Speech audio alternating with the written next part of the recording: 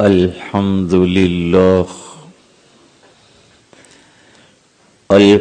لله وكفى وسلام على عباده الذين اصطفى خصوصا على أفضلهم وخاتم النبيين محمد الأمين وعلى آله وصحبه أجمعين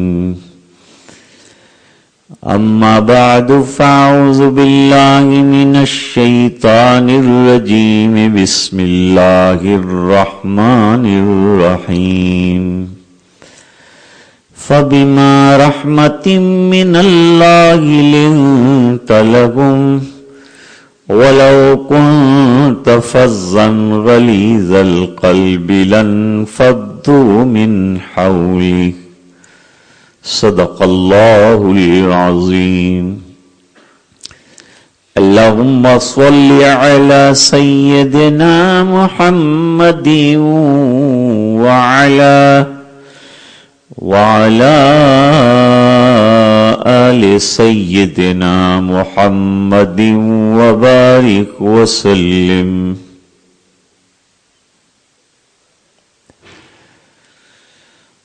عرب میں لوگ قبیلوں میں منقسم ہو کر رہتے تھے.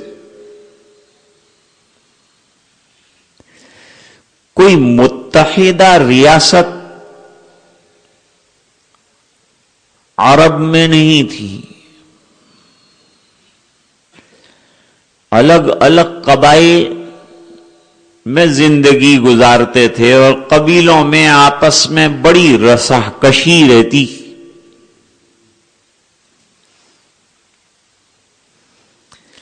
مدینہ منورہ میں بھی یہی عالم تھا، مکے کے قریب بھی یہی عالم تھا.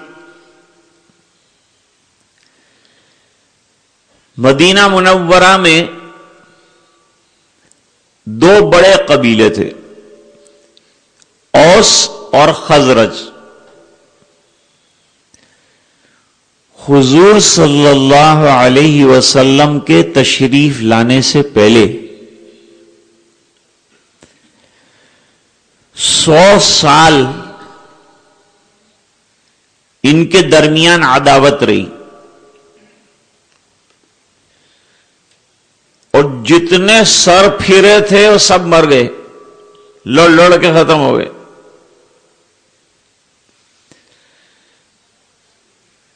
ان تمام کے چلے جانے کے بعد اللہ نے حضور صلی اللہ علیہ وسلم کو ایسے ماحول میں بھیجا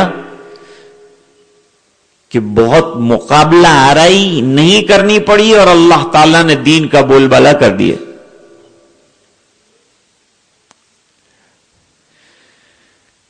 ایک قبیلہ تھا، قبیلہ دوس. یہ بڑا قبیلہ ہے، قبیلہ دوس. جانتے ہیں آپ قبیلہ دوس؟ نہیں جانتے. حضرت ابو ہریرہ کو جانتے ہو؟ تقریباً تمام ایمان والے حضرت ابو ہریرہ رضی اللہ تعالیٰ عنہ کو جانتے. حضرت ابو ہریرہ رضی اللہ تعالیٰ عنہ قبیلہ دوس کے فرد ہیں.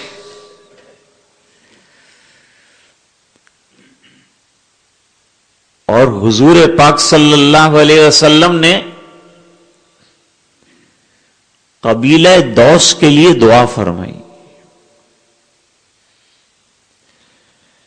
یہ روایت کو حضرت امام بخاری رحمت اللہ علیہ نے اپنی جامع میں بیان فرمائے. حضور نے دعا فرمائی، اللہم اہدی دوسا، اے اللہ قبیلہ دوس والوں کو ہدایت عطا فرما. حضور کی دعا مل گئی، پھر کیا دیکھنا. اور ساتھ یہ بھی فرمایا واتی بہم، اور یہ لوگ دین پر نہیں آ رہے ہیں، اللہ ان کو میرے پاس لے آ.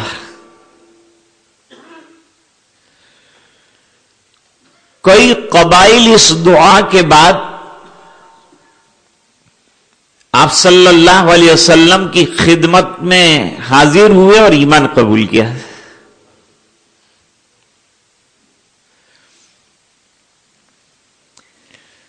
قبیلے دوس کے سردار ہیں حضرت طفیل ابن عمرو دوسی. ابھی یہ ایمان لانے سے پہلے کا واقعہ ذکر کر رہا ہوں.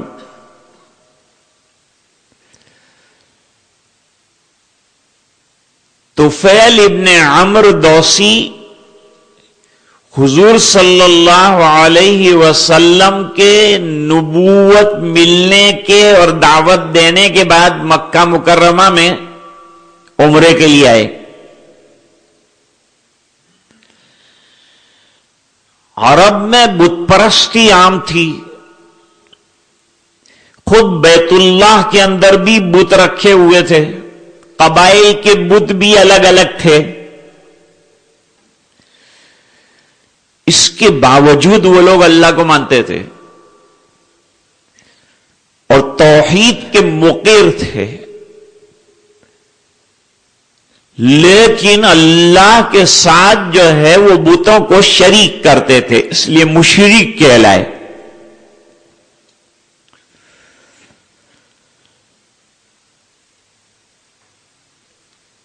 عرب میں باوجود شرک کے ان کا ماننا تھا کہ ہم حضرت ابراہیم علیہ السلام کے دین پر ہیں، اور حضرت ابراہیم علیہ السلام نے بیت اللہ تعمیر فرمایا ہے اور حج فرمایا ہے.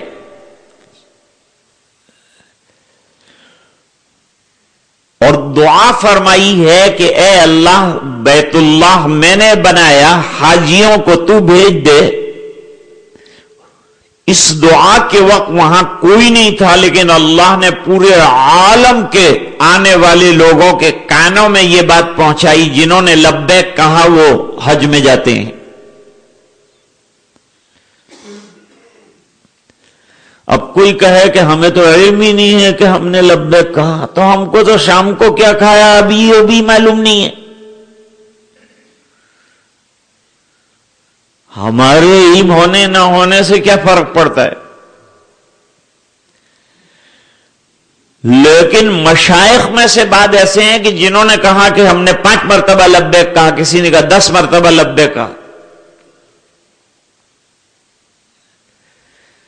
ہمارے حضرت شاہ غلام حبیب صاحب رحمت اللہ علیہ سے ایک آدمی نے پوچھا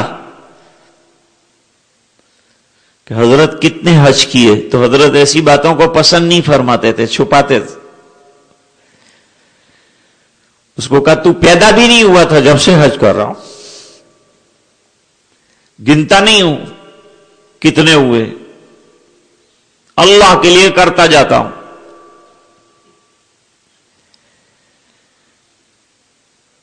تو حج کا اور عمرے کا سلسلہ عرب کے اندر جاری تھا.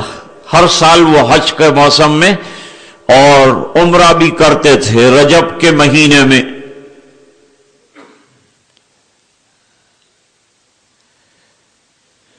تو طفیل ابن عمرو دوسی، ابھی رضی اللہ عنہ نہیں لگانا ہے. رضی اللہ عنہ کب لگے گا؟ جب ایمان لائیں گے. ابھی صرف طفیل ابن عمرو دوسی ہیں، سردار ہیں قبیلے دوس کے. وہ جب عمرے کے لیے نکلے تو مکے کے سرداروں کو فکر ہو گئی. ان کو یہ فکر ہوئی کہ اب یہ آئیں گے اور مکے میں چرچا ہے حضور صلی اللہ علیہ وسلم کا،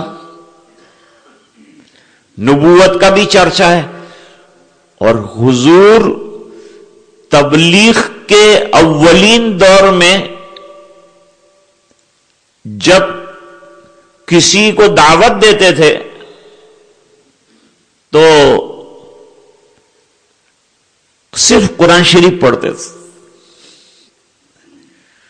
دعوت دیتے تھے قرآن کریم کے ذریعے سے، کیونکہ اس سے بہتر عرب کو دعوت دینے کا اور کوئی طریقہ نہیں ہو سکتا، کیونکہ عربوں کو اپنی زبان پر بڑا ناز تھا. ان کی سب زبان کی بلندیاں ختم کر کے رکھ دی تھی قرآن کریم نے. بڑا ایک دلچسپ واقعہ ہے، سیرت میں لکھا ہے.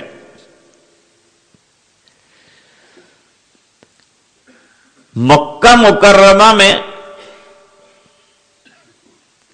ایک شخص تھا، اس کا نام تھا ضماد ازدی. یہ ضماد ازدی جو ہے وہ روحانی علاج معالجہ کرتا تھا، یعنی جھاڑ پھونک کرتا تھا، کسی کو جادو ہو جائے تو وہ اتارتا تھا.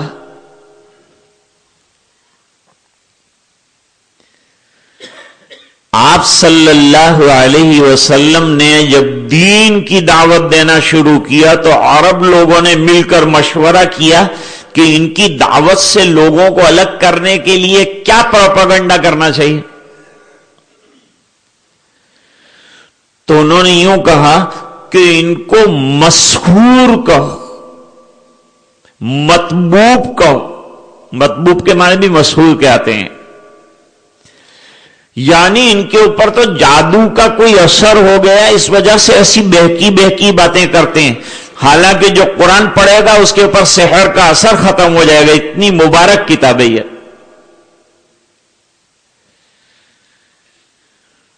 تو ادھر یہ پروپیگنڈا انہوں نے کر رکھا تھا تاکہ لوگ جو ہیں قرآن سے نہ جڑیں، سرکار سے نہ جڑیں. اور سرکار اپنے سے نہیں جوڑتے تھے. کوئی بھی دائی کا کام لوگوں کو اللہ سے جوڑنے کا ہوتا ہے، اپنے سے جوڑنے کا نہیں ہوتا. وہ اللہ سے جوڑتا ہے، بات کرتا ہے لیکن جوڑتا اللہ سے. اللہ سے رابطہ اور کنیکشن قائم کرنے کے لیے اللہ تعالیٰ نبیوں کو بھیجتے. جب بندوں کا کنیکشن اللہ کے ساتھ ٹوٹ جاتا ہے یا کمزور ہو جاتا ہے تو اللہ تعالیٰ نبیوں کو بھیجتے. اور سب سے اخیر میں ہمارے آقا جناب رسول اللہ صلی اللہ علیہ وسلم کو سب نبیوں کا سرتاج اور سب نبیوں کا سردار بنا کر بھیجا، امام الانبیاء بنا کے بھیجا. آپ کے بعد نبوت کا سلسلہ ختم، لیکن جو کام دے کر گئے اس کا سلسلہ جاری. وہ کام کی ذمہ داری امت کو دی ہے کہ امت کو یہ کام کرنا ہے. قرآن کریم میں واضح اعلان ہے. ہم لوگ بار بار پڑھتے ہیں یہ آیت لیکن توجہ نہیں دیتے.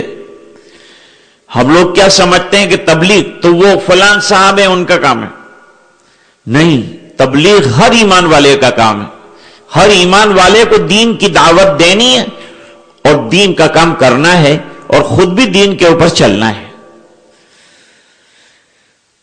دعوت کا مقصد ہے دین پر آنا، دین پر لانا. یہ دعوت کا مقصد ہے. یہ تو ہر مومن کی ذمہ داری ہے، کوئی ایک فرد کی یا کوئی ایک مخصوص جماعت کی ذمہ داری نہیں. اللہ تعالیٰ قرآن میں فرماتے کنتم خیر امت اخرجت للناس تامرون بالمعروف وتنہون عن المنکر وتؤمنون باللہ.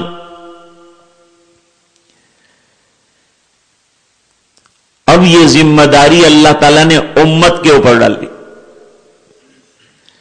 اب امت کو یہ کام لے کر چلنا ہے. علماء مسائل ہیں، حقائق ہیں، وہ تمام بیان کریں گے. اور عام انسان 5 ارکان جو ہیں اسلام کے اس کی دعوت دے سکتا ہے. نماز کی دعوت دینا، دین کی دعوت دینا، سنت کی دعوت دینا، یہ عام چیزیں ہیں. اس کی دعوت عام لوگ دیں گے. اور مخصوص مسائل کا بیان کون کرے گا؟ وہ علماء کریں گے. فضائل پر آپ بات کریں گے اور مسائل پر علماء بات کریں گے. امت کو فضائل سے بھی واقف کرنے کی ضرورت ہے اور امت کو مسائل سے بھی واقف کرنے کی ضرورت ہے. اس لیے عمل کے اللہ کے یہاں قبول ہونے کی جو 5 شکلیں بتلائی ہیں اس میں 5واں نمبر ہے مسائل والی شکل. کہ آدمی مسائل سیکھے. دیکھو ایک مسئلہ آپ کو بتاتا ہوں. رمضان المبارک کے آنے سے پہلے رمضان کی تیاری کے اندر کیا کرنا چاہیے؟ بہت سی چیزیں علماء نے لکھی ہیں. اس میں ایک بات یہ بھی لکھی ہے کہ جن کو قرآن شریف کی سورتیں زیادہ یاد نہیں ہیں وہ لوگ قرآن شریف کی 20 سورتیں یاد کرنے کا ارادہ کر لیں. رمضان سے پہلے 20 سورتیں قرآن شریف کی یاد کر لیں. دوسرا، رمضان کے آنے سے پہلے روزہ، تراویح، اس کے سلسلے کے مسائل اچھی طرح سے مطالعے میں لے آئیں اور رمضان کے فضائل کا مطالعہ کر لیں تاکہ وہ فضائل جو بیان کیے اس پر عمل کرنا رمضان میں آسان ہو جائے. تو یہ علماء کا کام ہے. علماء کام میں لگے ہیں الحمدللہ. اصل کام علماء کا یہ ہے کہ اللہ کے دین کی تبلیغ اور دنیا کے اندر اللہ کے دین کی نشر و اشاعت اپنا اور غیروں کے اندر کرنا. تو سرکار پہلے قرآن شریف کے ذریعے سے تبلیغ کرتے تھے. اب وہ زماد ازدی نے سنا کہ بھئی یہ اس طرح کا کچھ سناتے ہیں اور کچھ باتیں کرتے ہیں تو وہ ہمدردی کے طور پر حضور کے پاس آیا. جھاڑ پھونک کے اندر وہ مشہور تھا مکے میں کہ یہ جھاڑ پھونک بہت کرتا ہے، سحر وغیرہ دور کرتا ہے. جیسے کچھ بابا اور کچھ باپو لوگ مشہور ہو جاتی ہیں.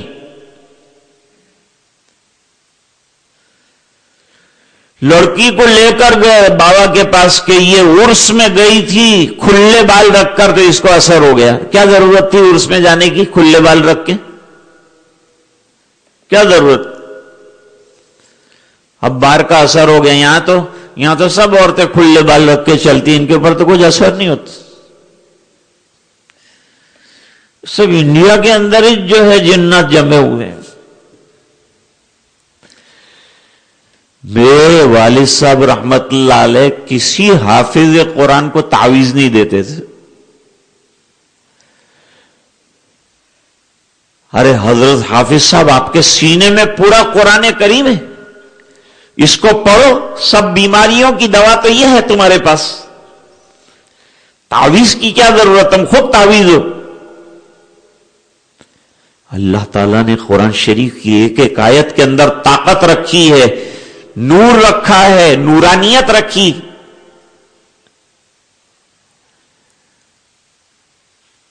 اب وہ آیا بڑی ہمدردی کے ساتھ کہ حضرت میں آپ کا علاج کر لوں.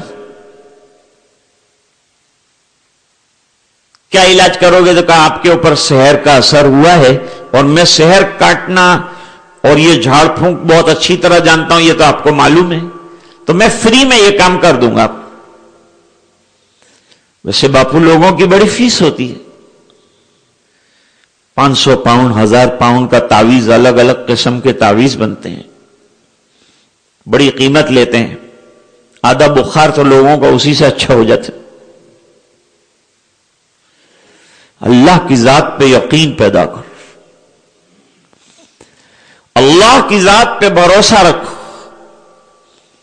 اللہ کی کتاب پر بھروسہ رکھو، اللہ پر مکمل اعتماد رکھو.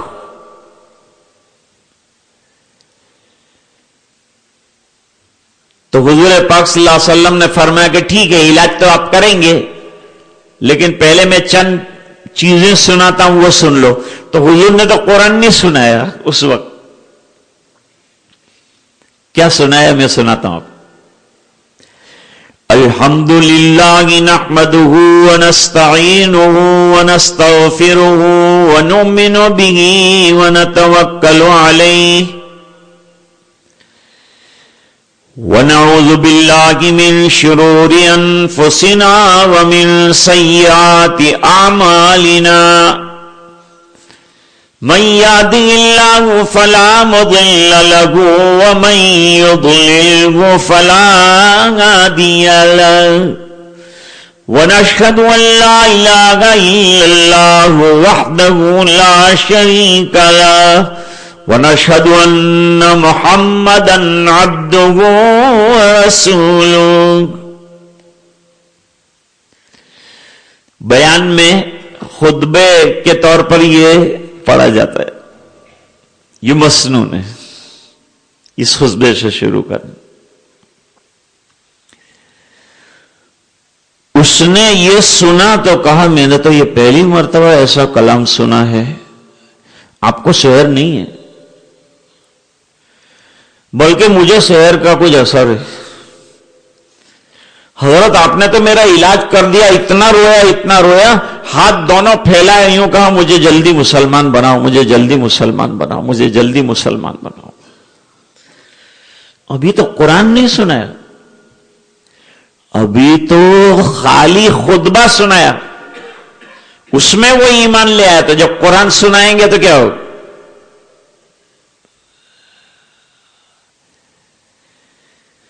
مولانا فضل رحمان گنج مراد آبادی رحمت اللہ علیہ صاحب کشف بزرگوں میں سے، بڑے بزرگوں میں سے.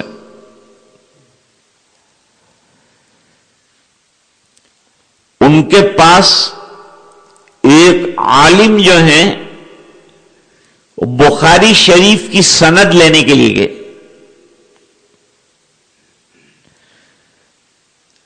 وہ جا کر کہا کہ حضرت میں آیا ہوں کہ مجھے آپ اپنی سند دے دیں بخاری شریف کی. حضرت نے فرمایا کوئی بات نہیں، سند دے دوں. کتنے سال سے بخاری شریف پڑھا رہے ہیں؟ انہوں نے بتلایا کہ اتنے سال سے بخاری شریف پڑھا رہا ہوں. مجمع بیٹھا ہوا ہے، حضرت نے کہا پڑھو. پڑھنا شروع کیا تو حدیث شریف کے اندر دو چیزیں ہوتی ہیں، ایک ہوتی ہے سند، ایک ہوتا ہے متن. تو سند پڑھ لی، سند پڑھنے کے بعد حضور صلی اللہ علیہ وسلم کا ارشاد جہاں سے شروع ہوتا ہے قال رسول اللہ صلی اللہ علیہ وسلم، وہاں ان کی زبان رک گئی. حضرت نے فرمایا بھائی آگے پڑھو. پھر سند سے شروع کیا، متن پہ آ کے رک گئے. پھر سند سے شروع کیا، متن پہ آ کے رک گئے. زبان چلتی نہیں. ارے بھائی تم سند لینے آئے ہو تو پڑھو نا. اشارہ کیا، زبان چلتی نہیں. حضرت نے کہا اٹھ جاؤ، اٹھ گئے. ادھر لوگ ان کے پاس پہنچے کہ اتنے برسوں سے بخاری شریف پڑھ رہے ہیں اور متن حدیث نہیں پڑھ سکے. فرمایا جب قال رسول اللہ پہ پہنچا تو ایسا کوئی بڑا پہاڑ میری زبان کے اوپر رکھ دیا گیا کہ میں بول ہی نہیں سکتا، زبانی میری بن ہوئی. حضرت سے جا کے پوچھا حضرت یہ کیا ہوا کہ یہ سند کے بعد متن حدیث نہ پڑھ سکے؟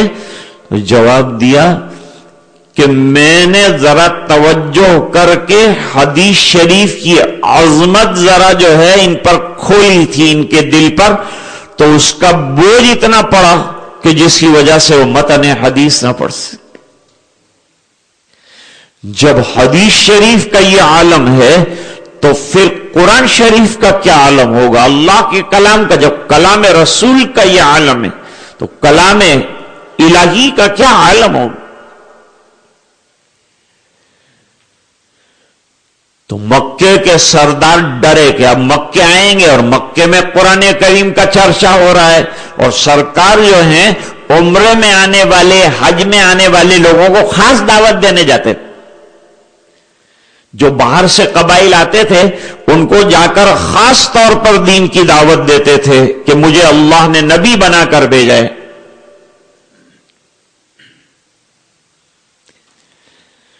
اور دعوت دینے میں سرکار ذرا بھی جھجکتے نہیں تھے. اللہ کا اعلان بالکل جھجکے بغیر دین کی دعوت ڈٹ کر دینا.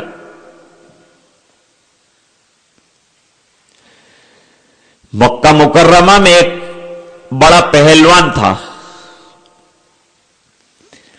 اس پہلوان کا نام تھا ابو کبیر. مشہور تھا کہ کوئی اس کا نام نہیں لے سکتا تھا، ڈرتے تھے لوگ، اس کے نام سے ڈرتے تھے. بڑا پہلوان. ایک دن وہ آیا حضور پاک صلی اللہ علیہ وسلم کے دربار میں.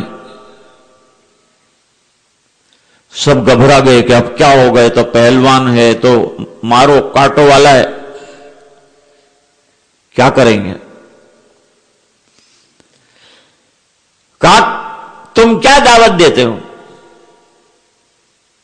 شور مچا رکھا ہے مکہ مکرمہ میں، کیا دعوت دیتے ہو؟ حضور پاک صلی اللہ علیہ وسلم نے بڑی وضاحت کے ساتھ دعوت بیان کی، بغیر جھجکے ہوئے اور بغیر ڈرے ہوئے. اللہ کے بندوں کو اور اللہ کے ولیوں کو اور اللہ کے نبیوں کو ڈر نہیں لگتا لوگوں سے. اللہ سے ڈر دیں، اللہ سے ڈرنے والے لوگوں کا. جب آدمی اللہ سے ڈرنے والا بن جاتا ہے تو لوگوں کا خوف دل سے نکل جاتا ہے، چیزوں کا خوف نکل جاتا ہے، مخلوق کا خوف نکل جاتا ہے. آدمی خالق سے ڈرنے والا بن جائے.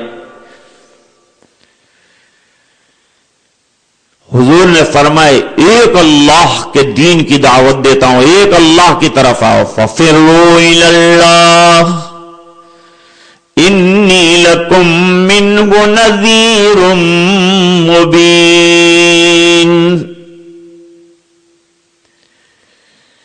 اور کیا کہتے ہو؟ دوسری بات یہ کہتا ہوں کہ مجھے اللہ نے رسول بنا کر بھیجا ہے، آخری نبی بنا کر بھیجا ہے. میرے بعد کوئی رسول نہیں، کوئی نبی نہیں. یہ عقیدے کا مسئلہ ہے. خالی حضور کو نہیں ماننا ہے کہ میں نے رسول مان لیا، حضور صلی اللہ علیہ وسلم کو اس پر اکتفا نہیں کرنا ہے. یہ یقین بنانا ہے کہ اللہ کے رسول آخری نبی ہیں اور آپ کے بعد کوئی نبی نہیں آئے گا. دجال کذاب جھوٹے بہت آئیں گے لیکن نبی اب نہیں آئے. کیوں نہیں آئے گا؟ حدیث ہے، سرکار نے فرمایا لا نبی بعدی، میرے بعد کوئی نبی نہیں.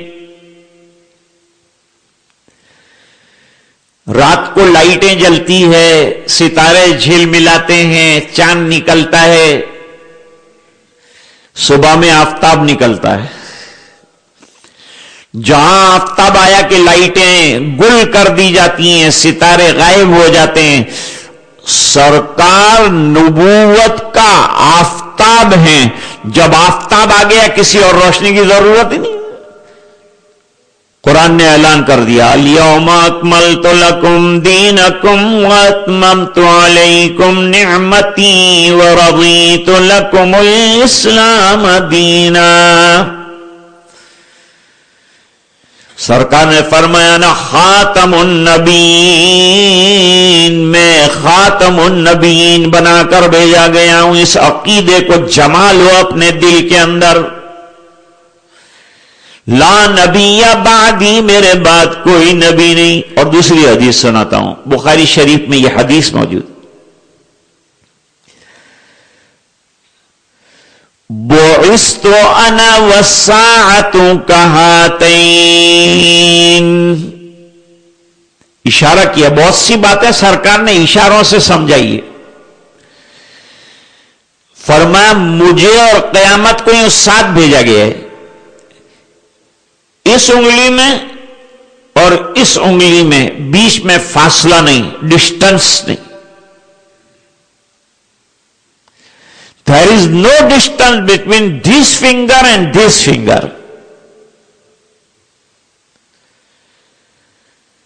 So first Rasul Pak sallallahu alayhi wa sallam was sent, and very next Allah subhanahu wa ta'ala will send the qiyamah. اس کے بعد فوراً قیامت آئی. گویا حضور اور قیامت کے درمیان کوئی نیا نبی نہیں، کوئی نئی شریعت نہیں، کوئی نئی کتاب نہیں. کیوں نہیں؟ اس شریعت میں اتنی طاقت ہے، اتنی قوت ہے کہ اتنی طاقتور شریعت کے ہوتے ہوئے کسی اور چیز کی ضرورت نہیں. ایڈورڈ گیبن نے لکھا، حالانکہ وہ اینٹی مسلم رائٹر ہے، اس نے لکھا کہ میں نے تمام دینوں کا مطالعہ کیا، لیکن حضور پاک صلی اللہ علیہ وسلم جیسا دین کسی کا. ڈاکٹر برنارڈ شو بہت بڑا رائٹر ہے، پی ایچ ڈی کیا ہے، ابھی تو غیر مسلم اسلام پر پی ایچ ڈی کر رہے ہیں اور ڈگریاں لے رہے ہیں، ڈاکٹریٹ. اتنا وسیع اور واسٹ اور اوپن دین ہے، اور اس کے اندر اتنے ٹاپکس ہیں اور اتنے سبجیکٹس ہیں کہ کوئی سبجیکٹ اٹھا کر آدمی ریسرچ شروع کرے تو پی ایچ ڈی ہو جائے. کتنے غیر مسلم جو ہیں پی ایچ ڈی ہوئے ہیں اسلامیات کا مطالعہ کر کے، اسلامیات کا اسٹڈی کر کے. اسلامیات کوئی نماز پر، کوئی روزے پر، یہاں تک کہ میراث پر، حالانکہ وہ ڈیفیکلٹ سبجیکٹ ہے. ڈاکٹر برنارڈ شو نے لکھا کہ جو سائنس اور ٹیکنالوجی آ رہی ہے، یہ سائنس اور ٹیکنالوجی کے ہوتے ہوئے جتنے دنیا کے فرسودہ مذہب ہیں وہ سب ختم ہو جائیں گے. لیکن اگر کوئی مذہب اور کوئی دین سائنس اور ٹیکنالوجی کا مقابلہ کر کے ٹھہر سکتا ہے تو دین اسلام ہے. ڈاکٹر آرنولڈ نے لکھا ہے، وہ فرماتے ہیں کہ پہلے اسلام دشمنی میرے دل کے اندر بھری ہوئی تھی، پھر میں نے اسٹڈی شروع کیا دین کا، اور جیسے جیسے میں اسٹڈی کرتا گیا ویسے ویسے میرے دل سے دشمنی دین کی نکلتی گئی. گاندھی جی نے سیرت کی کتابوں کا مطالعہ کیا اور سیرت کی کتاب ختم ہو گئی تو یوں کہا کہ اس سلسلے کی دوسری کتابیں ہو تو لاؤ. میں تو محمد کو کیا سمجھتا تھا اور نکلے کیا.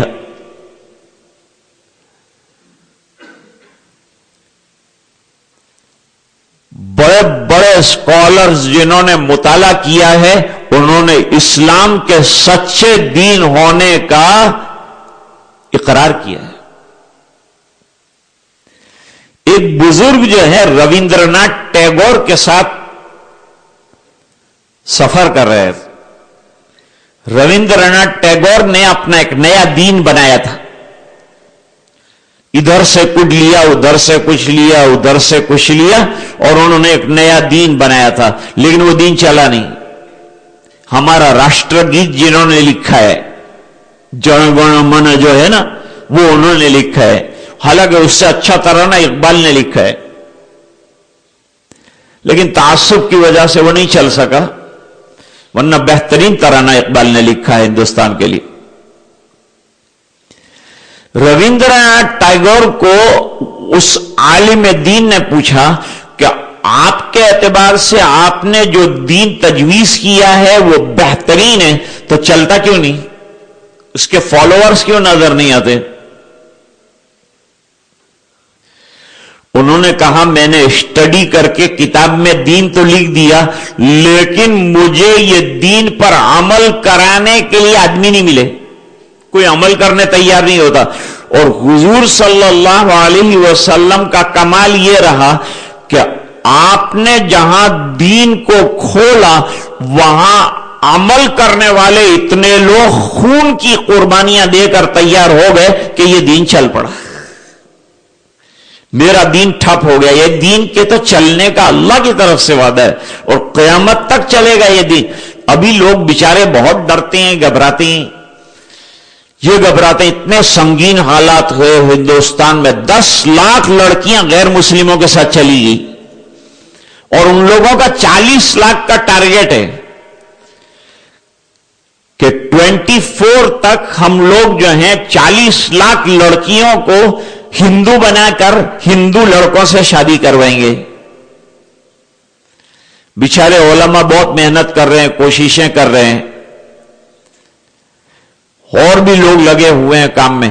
اب تو RSS نے یہ کہا ہے کہ اب تو خالی لڑکیوں پر ہم اکتفا نہیں کریں گے، بلکہ لڑکے جو ہیں ان کو بھی جو ہے کنورٹ کریں گے، ہندوؤں میں کنورٹ کر کے ہندو لڑکیوں سے شادیاں کروائیں گے۔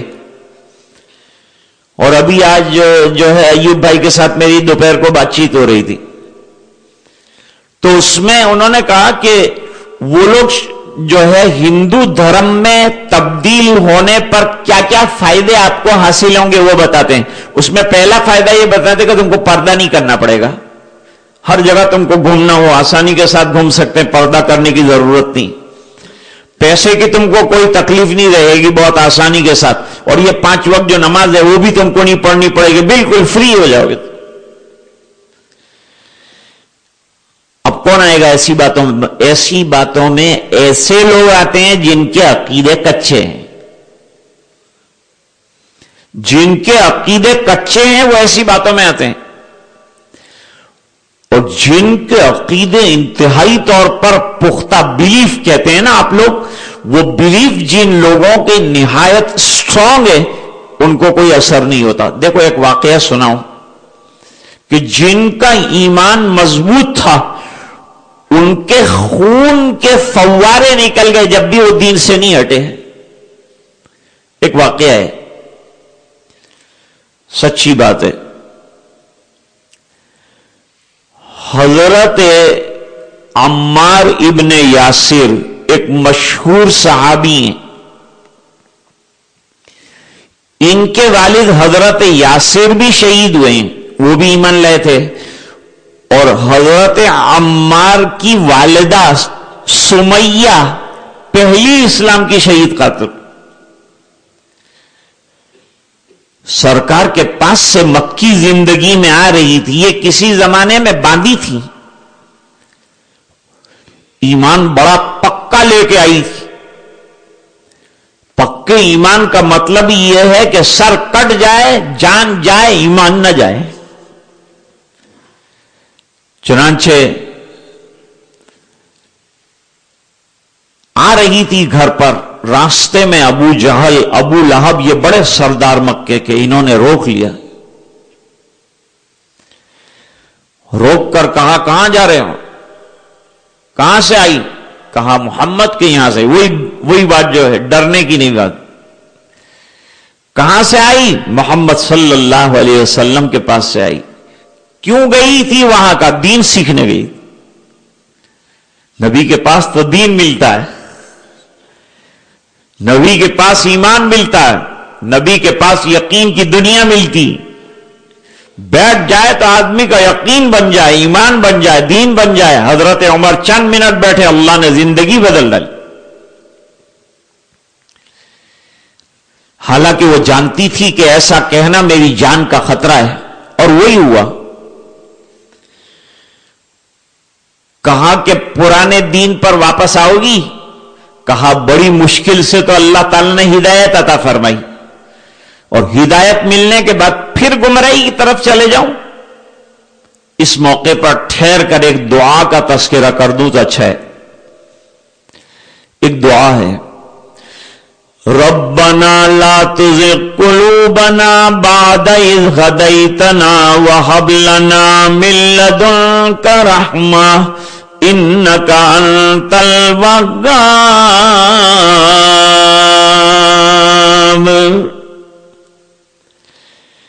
اس دعا کا ترجمہ کیا ہے؟ اے ہمارے پروردگار، ہمارے دلوں کو ہدایت کے ملنے کے بعد گمراہ نہ فرما، کیونکہ ہدایت اللہ کی طرف سے ہوتی ہے، اور اگر ہدایت کی قدر نہیں کی گئی تو گمراہ ہونے میں دیر نہیں لگتی.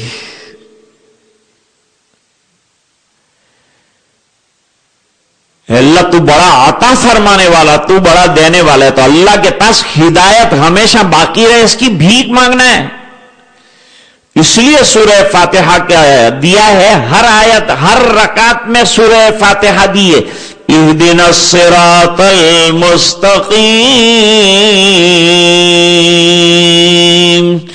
اے اللہ ہمیں راہ راست پر رکھیو، ہمیشہ کے لیے صراط مستقیم پر ہدایت والی زندگی رکھیو، دلالت سے بچائیو. ہر وقت ڈرتا ہے ایمان والا دلالت اور گمراہی سے، اور ہدایت کا طالب ہوتا ہے. ہدایت بہت بڑی نعمت ہے. اب انہوں نے غصے میں آ گئے اور برچھا ہوتا ہے تیز اسپیئر، اس سے لگاتار مارنا شروع کیا حضرت سمیہ کو، اور نازک جگہ پہ مارا. تاریخ میں لکھا ہے نازک جگہ پہ لگاتار وار کیے اور خون کی ندیاں بہ پڑی اور گر گئی حضرت سمیہ اور تڑپ رہی ہے. بھئی ذرا سی کاٹ لگ جاتی ہے چھری کی تو ہمارا آہیں نکل جاتی ہیں اور ہم برداشت نہیں کر پاتے، اور یہ تو نازک جگہ پر اتنی جو ہے برچھے مارے گئے. کیا عالم ہوا ہوگا نازک اندام خاتون کا، کیا عالم ہوا ہوگا اندازہ لگائیے. اب لیٹی ہیں، خون برابر بہ رہا ہے اور لیٹی ہوئی ہیں اور کہہ رہی ہیں کہ میرے بیٹے کو بلاؤ، میرے بیٹے کو بلاؤ، میرے بیٹے عمار کو بلا دو ذرا. لوگ دوڑے کہ اب جاتے جاتے شاید یہی کہے گی بیٹے کو کہ تو بھائی حضور سے بچ کے رہنا، تو ورنہ تیرا بھی یہی عالم ہو جائے گا. جو تکلیف میں برداشت کر رہی ہوں، تو بیچارہ جوان، ابھی تو شادی کرنی ہے، ابھی تو کیا کیا کرنا ہے، اور ابھی تو نے دیکھا ہی کیا ہے دنیا میں، تو حضور سے دور رہنا. بلاؤ بھائی عمار کو، بلا میرے بیٹے کو بلاؤ. وہ آئے، ماں کو اس حال میں دیکھ کے روئے، بے قرار ہوئے. گود میں اٹھایا، ماں کے پیشانی سے مٹی کو صاف کیا، خون کو صاف کیا. ماں تڑپ رہی ہے، ماں تیری خدمت نہیں کر سکتا میں، یہ ظالم میرے چاروں طرف کھڑے ہیں، ابھی چھلنی کر دیں گے مجھے، لیکن میری ماں تو بتا میں کیا کروں تیرے لیے، کیا خدمت کروں تیری، آخری وقت ہے تو میں کیا کر سکتی ہوں. کہا تو دیکھ رہا ہے نا کہ میں دنیا سے جا رہی ہوں، اب میری ایک وصیت سن لے. کیا وصیت کرنا چاہتے؟ وصیت سن کر آپ حیران ہو جائیں گے. وصیت یہ کی تڑپتی ہوئی ماں نے کہ بیٹا میرے بعد یہ میرا خون دیکھ کر تیرے ایمان میں فرق نہیں آنا چاہیے، تیرے ایمان میں فرق نہیں آنا چاہیے،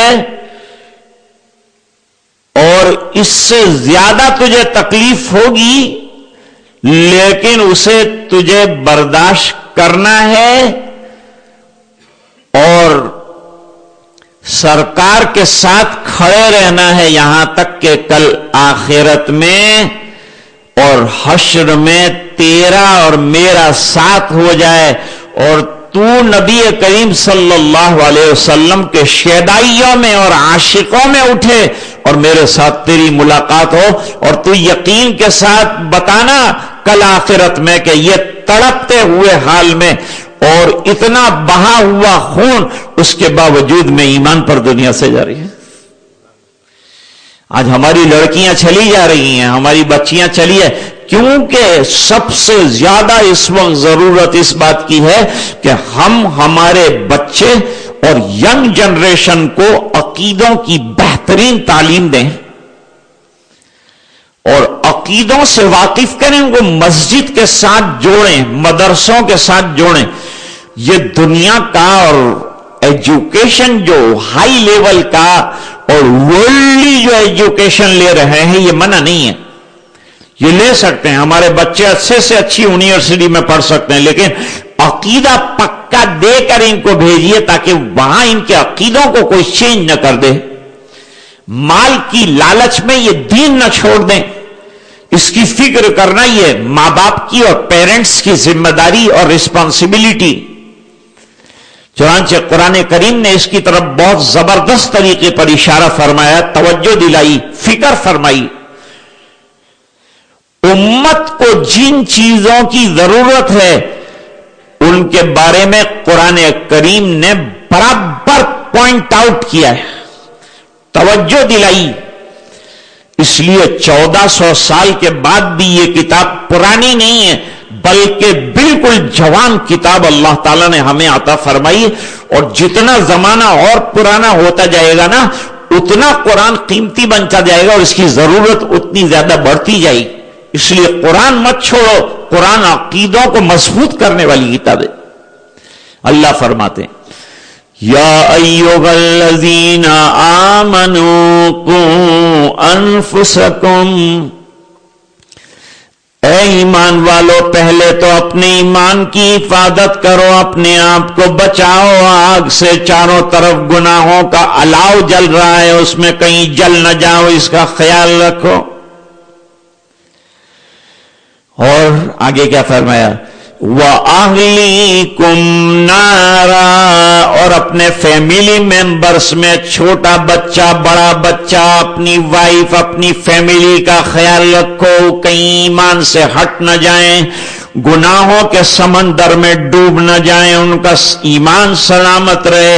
وہ دنیا سے جائیں تو ایمان پر جائیں. اس کی فکر ماں باپ کو کرنا ہے، ذمہ دار بڑے گھر کے لوگوں کو کرنا ہے. ایک لمبی حدیث ہے، اس میں ایک ٹکڑا ہے، الا کلکم راعٍ وکلکم مسئول عن رعیتی، تم میں سے ہر ایک اپنے انڈر میں جو لوگ ہیں ان کے لیے رسپانسیبل ہے. اس رسپانسبلٹی کو پورا کرنا اور کمپلیٹ کرنا یہ ضروری ہے. ہر ایک کی ذمہ داری ہے، پیرنٹس کی ذمہ داری ہے، ایلڈرز کی ذمہ داری ہے کہ اپنے چھوٹوں کے ایمان کا خاص طور پر خیال رکھے. آج تو اپنی بات کو اسی پر ختم کرتے ہیں، روک دیتے ہیں. کل انشاءاللہ زندگی باقی ہے تو اس سے آگے گفتگو کریں گے. یاد رکھیں کہ میں ابو کبیر کا واقعہ آپ کی خدمت میں پیش کر رہا تھا، تو وہ انشاءاللہ کل اللہ نے زندگی دی تو اور آگے عرض کریں گے. اللہ تعالی ہم سب کو دین پر چلنے کی توفیق عطا فرمائے، عقیدوں کی پختگی نصیب فرمائے. اللہم صلی علی سیدنا محمد وعلی آل سیدنا محمد وبارک وسلم. ظلمنا انفسنا وإن لم تغفر لنا وترحمنا لنكونن من الخاسرین. ربنا لا تجعلنا فتنة للقوم الظالمین ونجنا برحمتك من القوم الكافرین. اهدنا الصراط المستقیم صراط الذین انعمت علیہم من النبیین والصدیقین والشہداء والصالحین وحسن اولئک رفیقا. اے اللہ ہمارے گناہوں کو معاف فرما، کوتاہیوں سے درگزر فرما، اپنا فضل اور کرم شامل حال فرما، رحم کے، کرم کے، عافیت کے فیصلے فرما. اے اللہ ہمیں ایمان اور یقین والی زندگی عطا فرما، تجھ سے ہونے کا پکا اعتماد عطا فرما. اے اللہ تیری رضا والی زندگی ہمیں عطا فرما. اے اللہ اس ماہ کی قدر نصیب فرما، روزوں کی قدر نصیب فرما، اس کی ناقدری سے ہماری حفاظت فرما. اے الہ العالمین گھروں میں ماں بہنیں بھی سن رہی ہیں، اللہ ان کی بھی حاجات کا غیب سے تکفل فرما. جو بیمار ہیں اللہ ان کو شفا عطا فرما، پریشان ہیں ان کی پریشانیاں دور فرما، جو الجھنوں میں گرفتار ہیں ان کی الجھنیں دور فرما. اے الہ العالمین اس پورے مجمع کی مغفرت فرما اور امت کے ایک ایک فرد کی مغفرت فرما. دعائیں اپنے فضل و کرم حبیب پاک صلی اللہ علیہ وسلم کی برکت سے قبول فرما. سبحان ربک رب العزت عما یصفون وسلام علی المرسلین والحمد للہ رب العالمین برحمتک یا ارحم الراحمین.